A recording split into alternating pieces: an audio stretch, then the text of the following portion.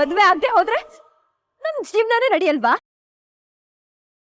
ಹೋಗ್ಲಿ, ಮದ್ವೆನ ಆಯ್ಕೆ ಮಾಡೋ ಸ್ವಾತಂತ್ರ್ಯನದು ಹೆಣ್ಮಗು ಕೊಡಿ. ಅದು ಅವಳ ಹಕ್ಕು ಮಹೇಶ್ ಸರ್.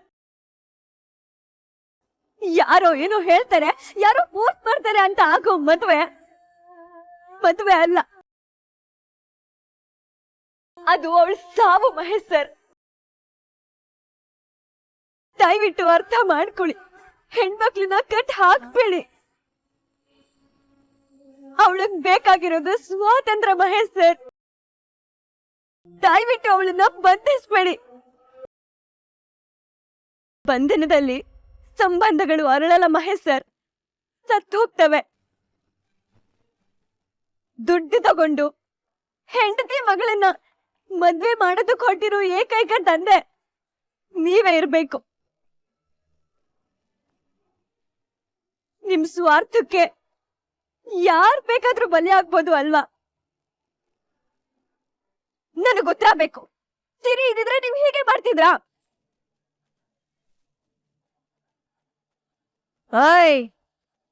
ನನಗೆ ಇನ್ನೊಬ್ಬ ಮಗ ಇದ್ದು ಅವಳನ್ನು ನಿನ್ನಷ್ಟೇ ಬುದ್ಧಿವಂತೆ ಆಗಿದ್ದಿದ್ರೆ ಅವಳನ್ನು ಮದ್ವೆ ಮಾಡ್ಕೊಂಡ್ ಕರ್ಕೊಂಡ್ ಹೋಗ್ತಾ ಇದ್ದೆ. ಸ್ವಲ್ಪನೂ ಮನುಷ್ಯತ್ವ ಮಾನವೀಯತೆ ಇಲ್ದಿರೋರ್ ಹತ್ರ ಏನ್ ಹೇಳಿದ್ರು ವೇಸ್ಟ್. ಮಹೇಶ್ ಸರ್ ದುಡ್ಡು ಅಂದ್ರೆ ಏನ್ ಬೇಕಾದ್ರೂ ಒಪ್ಕೋತಾರೆ ಅನ್ನೋದು ನಿಮಗ್ ಚೆನ್ನಾಗ್ ಗೊತ್ತು ಅಲ್ವಾ? ಅವ್ರಿಗೆ ದುಡ್ಡಿನ ಆಸೆ ತೋರಿಸಿ ಮೋಸದಿಂದ ಮದ್ವೆ ಮಾಡೋದಕ್ಕೆ ಕೊಟ್ಟಿದ್ದೀರಲ್ಲ, ನಾಚಿಕೆ ಆಗಲ್ಲ ನಿಮ್ಗೆ? ನಾಲ್ಗೆ ಬಿಗಿ ಹಿಡಿದು ಮಾತಾಡೋ. ಆರಾಧನಾ, ನಾಲ್ಗೆ ಬಿಗಿ ಹಿಡಿದು ಮಾತಾಡೋ. ಅವಳು ನನ್ನ ಅಕ್ಕ. ನಾನು ನಿಮ್ಮಪ್ಪನ ಮರ್ಯಾದೆ ಇರ್ಲಿ. ಅಪ್ಪ ಅಪ್ಪ ಅನ್ನೋ ಶಬ್ದ ನಿಮ್ ಬಾಯಲ್ಲಿ ತುಂಬಾ ಕೆಟ್ಟದಾಗ ಕೇಳುತ್ತೆ ಮಹೇಶ್ ಸರ್. ಆ ಶಬ್ದಕ್ಕಿರೋ ಅರ್ಥನ ಹಾಳ್ ಮಾಡ್ಬೇಡಿ. ನೀವಂತೂ ದುಡ್ಡುಗೋಸ್ಕರ ನನ್ ಜೀವನ ಹಾಳ್ ಮಾಡೋದಕ್ಕೂ ರೆಡಿ ಇದ್ದೀರಾ. ಆದ್ರೆ ನನ್ ಪಾಡಿಗೆ ನನ್ ಜೀವನ ಕಟ್ಕೋತಾ ಇದ್ದೀನಿ, ಅದಕ್ಕೂ ಕಲ್ಲು ಹಾಕ್ಬೇಡಿ. ನನ್ ಪಾಡಿಗೆ ನನ್ನ ಬಿಟ್ಬಿಡಿ. ಇಲ್ಲ ಅಂದ್ರೆ ಏನ್ ಮಾಡ್ಬೇಕು ಅನ್ನೋದು ನನಗ್ ಚೆನ್ನಾಗ್ ಗೊತ್ತಿದೆ.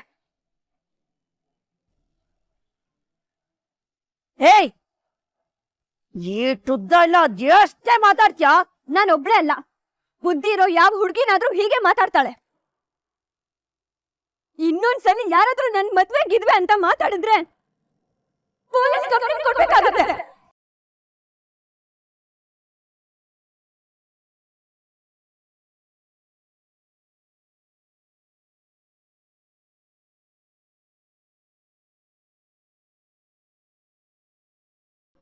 ನಿಮ್ ಮಗ ಮಾತ್ರ ಅಲ್ಲ, ನೀವು ಕಂಬಿ ಎಣಿಸ್ಬೇಕಾಗತ್ತೆ. ನಿಮ್ ಜೊತೆ ಶಾಮೀಲಾಗೋ ಎಲ್ಲರೂ ಕಂಬಿ ಎಣಿಸ್ಬೇಕಾಗತ್ತೆ.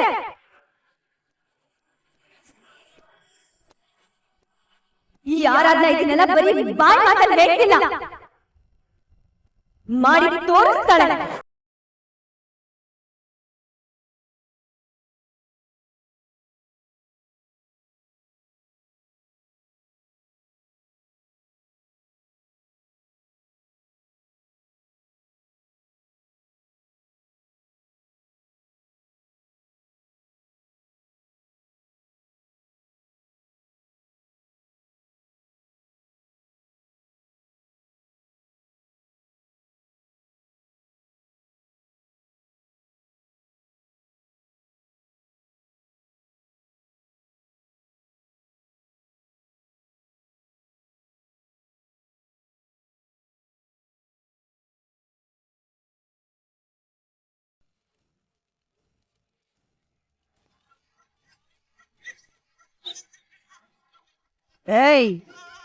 ಮಗಳ ಛೂ ಬಿಟ್ಟು ನಂಗೆ ಅವಮಾನ ಮಾಡಿಸ್ತೀಯಲ್ಲ.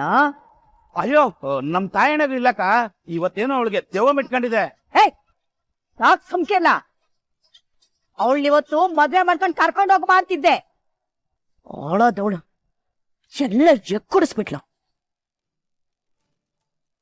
ಮಗಳನ್ನ ಅಂದಬಸ್ನಾಗೆ ಮಡಿಕೊಳಕ್ ಆಗದೆ ಇರೋನು ನೀನಂದ ಗಂಡ್ಸ. ಅವಳು ನೋಡಿದ್ರೆ ಪೊಲೀಸ್ ಗೀಲಸನ್ನ ಬೊಗಳ್ತಾವಳೆ. ಅವಳು ಯಾಕೆ ಹಿಂಗ ಆಡಿದ್ಲು ಅಂತ ನಂಗೆ ಗೊತ್ತಾಗಿಲ್ಲ ಅಕ್ಕ. ದುಡ್ಡು ಎಣಸ್ಕಂತೀಯಾ? ಅದಕ್ ತಕ್ಕನಾಗೆ ಕೆಲ್ಸ ಮಾಡ್ಬೇಕು ಅಂತ ಗೊತ್ತಾಗಕ್ಕಿಲ್ವಾ ನಿಂಗೆ? ಆಟೊಂದ್ ಜನದ ಎದುರುಗಡೆ ನನ್ ಮುಂದೆನೆ ನಿಂತ್ಕೊಂಡ್ ಮಾತಾಡ್ತಾ ಇದ್ರು, ಓಯ್ ಮುಚ್ಕೊಂಡ್ ಸುಮ್ಕೆ ನಿಂತ್ಕೊಂಡಿದ್ಯಲ್ಲ. ಅಕ್ಕ ನನಗೂ ಬೈದ್ಲಲ್ಲಕ್ಕ. ಈ ಜನ್ಮಕ್ಕಿಷ್ಟ್ ಬೆಂಕಿ ಹಾಕ ನಾಲಾಯ್ಕ್ ನನ್ ಮಗನೇ. ನೀನ್ ನೆಟ್ಟಿಗಿದ್ದಿದ್ರೆ ಹಿಂಗ್ಯಾಕ್ಲ ಆಯ್ತಾಯ್ತು. ಮಾತಾಡಿದ್ ಒಂದೊಂದ್ ಮಾತು ಕಿವಿನಾಗ ಸೀಸ ಉಯ್ದಂಗ ಆಯ್ತೈತೆ, ಸೀಸನ. ಬಿಡಕ್ಕಿಲ್ಲ, ಅವಳ ಸುಮ್ಕೆ ಬಿಡಕ್ಕಿಲ್ಲ ನಾನು. ಐತೆ ಅವಳಿಗೆ. Hello, excuse me please. ಅಕ್ಕ ಪುರ್ಸಿ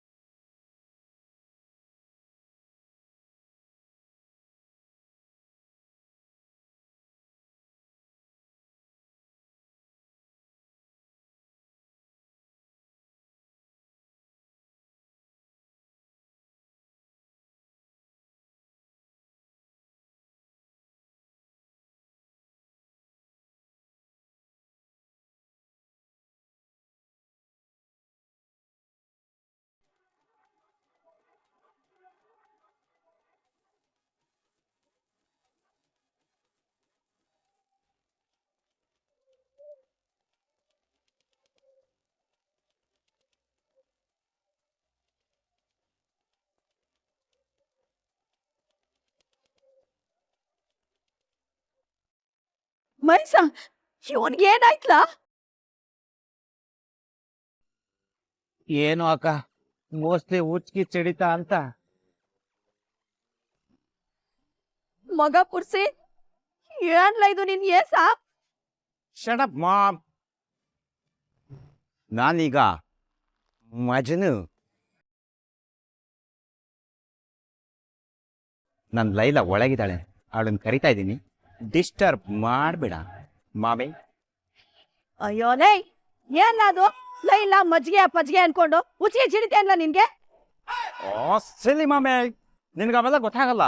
ಅವರಿಬ್ರು ಪ್ರಪಂಚದ ದೊಡ್ಡ ಲವರ್ಸ್.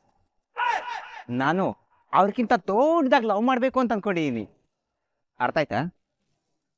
ಅಕ್ಕ ಏನ್ ಲವಪ್ಪ?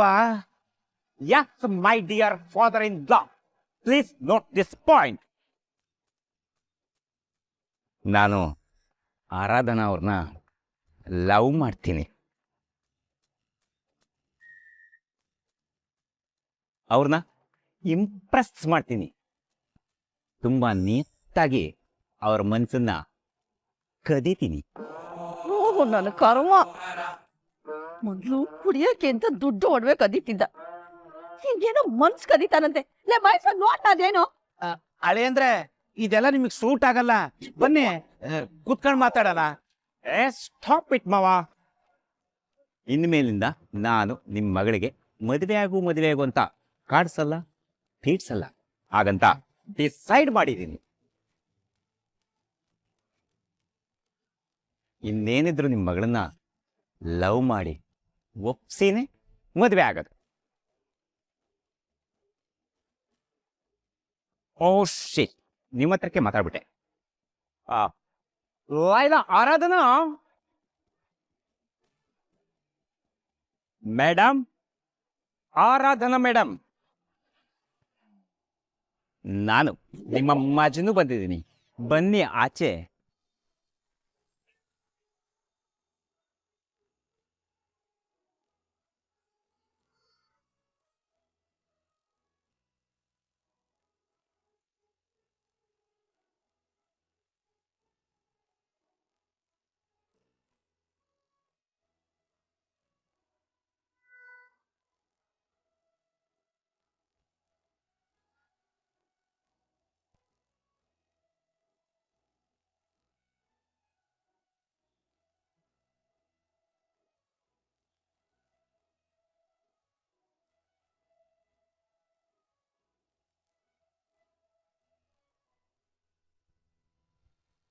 ಹುಲಿ ಹೆಂಗ್ ಸಾಕೊಂಡಿದ್ನಲ್ಲೋ ನನ್ ಮಗನ್ನ. ಇವಳು ಮುಂದೆ ಇಳಿ ಆಗ್ಬಿಟ್ಟವನಲ್ಲೋ. ಅಕ್ಕ ಇದೆಲ್ಲ ಲವ್ವಿನ ಪ್ರಭಾವ ಅಕ್ಕ. ನಮ್ಮ ವಂಶದಲ್ಲೇ ಯಾರು ಈ ತರ ಲವ್ ಮಾಡ್ತಾ ಇರ್ಲಿಲ್ಲ. ಈ ನನ್ನ ಮಗ ನಮ್ಮ ವಂಶಕ್ಕೆ ಕಳಂಕ ಆಗ್ಬಿಟ್ಟ. ಆರಾಧನಾ ಅವರೇ, ಈ ಗುಲಾಬಿ ಹೂನ ತಗೊಂಡು ನನ್ನ ಒಪ್ಕೊಂಬಿಡಿ ಪ್ಲೀಸ್.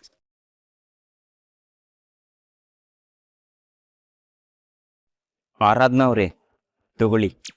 ನನ್ನ ಹೃದಯನೇ ಇದರಲ್ಲಿ ಇಟ್ಟಿದ್ದೀನಿ. ನೀವು ಇದನ್ನು ತಗೊಂಡ್ರೆ ನನ್ನ ಹೃದಯನೇ ತಗೊಂಡ ಹಾಗೆ.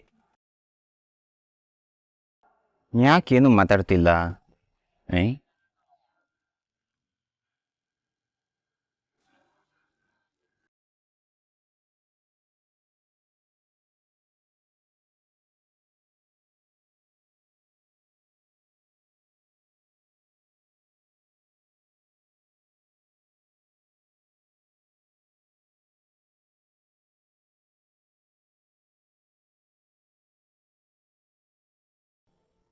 ಅದ್ಗೆ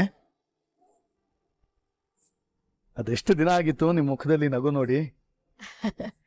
ಮೂರ್ತಿ, ಮಗನಿಗೆ ಒಳ್ಳೇದಾಗುತ್ತೆ ಅಂತ ಗೊತ್ತಾದ್ಮೇಲೆ ಮನಸ್ಸು ತುಂಬಾ ನಿರಾಳ ಆಗಿದೆ.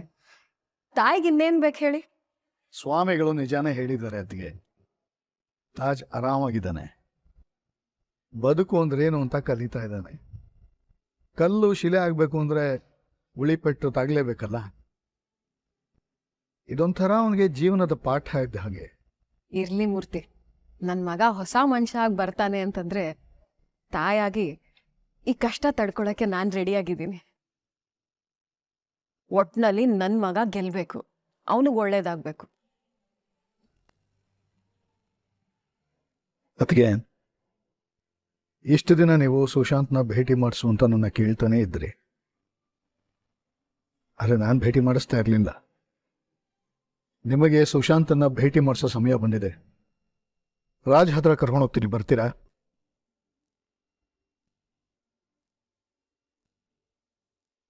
ಮೂರ್ತಿ, ತಮಾಷೆ ಮಾಡ್ಬೇಡಿ.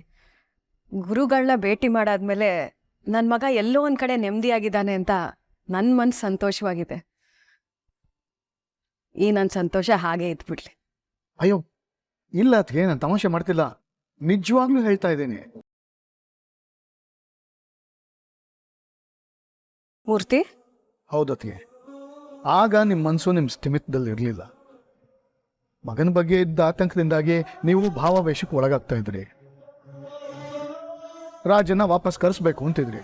ಆದರೆ ಈಗ ಹಾಗಿಲ್ಲ. ನೀವು ನಿಮಗೆ ಧೈರ್ಯ ಬಂದಿದೆ, ನಿಮಗೆ ಅವನ ಮೇಲೆ ನಂಬಿಕೆ ಇದೆ. ನಿಮಗೆ ಸುಶಾಂತನ್ನ ಭೇಟಿ ಮಾಡ್ಸೋಕ್ಕೆ ಇದು ತಕ್ಕ ಸಮಯ ಅಂತ ನನಗೆ ಅನ್ನಿಸ್ತಾ ಇದೆ. ನಿಜವಾಗ್ಲೂ ಮೂರ್ತಿ ನಿಜ ಹೇಳ್ತಾ ಇದ್ದೀರಾ? ನೀವು ನನ್ನ ಮತ್ತೆ ರಾಜನ ಮೀಟ್ ಮಾಡಿಸ್ತೀರಾ? ನಾನು ನನ್ನ ಮಗನ ನೋಡ್ಬೋದಾ? ಖಂಡಿತ ಅತ್ತೆ. ನಾಳೆ ಬೆಳಿಗ್ಗೆ ರೆಡಿ.